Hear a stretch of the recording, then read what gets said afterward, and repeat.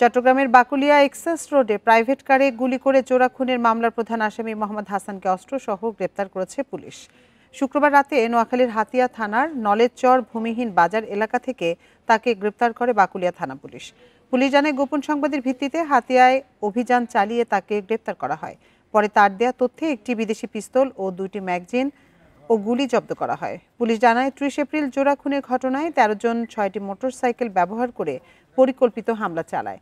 Bundle থাকলে প্রতি সেনমানিতে টাকা বাঁচবে। বিকাশ সেনমানি বান্ডেল কিনে জিতুন প্রতি লেনদেনে। জোড়া খুনের ঘটনায় নিহত বখতিয়ার উদ্দিন মানিকের মা ফিরোজা বেগম বাদী হয়ে গত 1 এপ্রিল শীর্ষ সন্ত্রাসী ছোট সাজ্জাদ ও তার স্ত্রী সহ 7 জনের বিরুদ্ধে মামলা করেন।